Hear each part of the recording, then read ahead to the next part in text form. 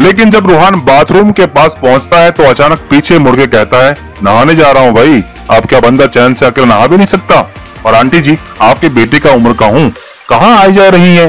Privacy नाम की कोई चीज भी होती है यार। अकेला जवान हैंडसम लड़का देखा नहीं कि आगे घूरने। और सारे भूत लोग जो शिकायत करके रूहान के कान खा रहे थे वो अचानक से गायब होना शुरू हो जाते हैं। रूहान दरवाजा बंद करके शावर ऑन करता है और सोचता है कि आज वो इस हालत में कैसे आ गया। रूहान रंधावा फैमिली का इकलौता वारिस, जिसने पहली बार जब खराब दांतों वाले अंकल को देखा था तो उसका सबने मजाक बनाया, क्योंकि वो नहीं जानता था कि जिस बदसूरत अंकल को वो देखकर रो रहा था वो किसी और को नहीं दिख रहा है।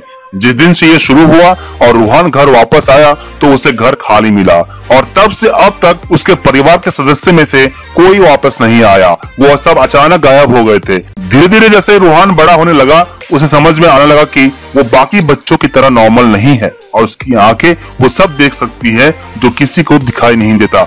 रूहान मरे हुए लोग जिनकी आत्माएं धरती पर भटक रही है उनको देख सकता है और सुन सकता है और वो उन्हें मार भी सकता है। रूहान के पास ये पावर कहां से आई वो खुद नहीं जानता, लेकिन जब एक छोटे से रूहान के सामने कभी डरावने तो कभी चिपकू भूत आने लगे तो रूहान को उन्हें हैंडल करने का तरीका निकालना पड़ा।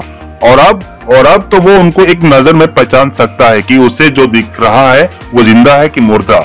लेकिन कुछ भूत जिन्हें उनकी जिंदगी के बारे में कुछ याद नहीं है और जो रूहान की पावर के बारे में जानकर फिर उसे आखिरी उम्मीद समझ लेते हैं, रूहान उन्हें अपने साथ रहने के लिए जगह देता है। वैसे भी रंधावा परिवार की इतनी बड़ी हवेली में वो अकेला इंसान है तो भूतों के साथ रहने में उसे कोई दिक्कत नहीं थी। रूहान दिन ढलने के बाद अपने business outfit black T and long overcoat, black joggers, black bucket hat और मास्क लगाकर हो जाता है रेडी। जैसे ही वो कमरे से बाहर निकलता है वरुण यानी वरुण शर्मा वहाँ आईपैड लिए खड़ा होता है और एक जगह का एड्रेस बताता है। उसकी बात सुनते हुए रूहान की तरफ उसका मेटल बेसबॉल बैट अपने आप खिसक कर आता है तो वरुण डरते डरते कहता है, ओए अपने इन पालतू भूतों को बोल मेरे सामने ये कृपी हरकतें ना करे यार, किसी दिन अटैक वटैक आ जाना मुझे। तो एक भूत बबल यानी नवीन पॉलीशेट्टी पीछे से उसके कान में फूंक मारकर कहता है, अच्छा फिर तो भी अपुन की तरह भूत बन जाना।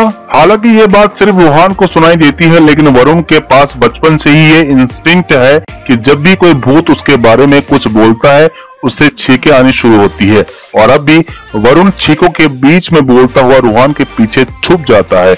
मैं जानता हूँ कि कुछ चुगली कर रहे हो मेरी, और इससे पहले कि वरुण भूतों के साथ झगड़ा शुरू कर दे वो उससे आज का टारगेट पूछता है। तब वरुण बताता है कि एक हॉस्टल से डील ऑफर हुई है।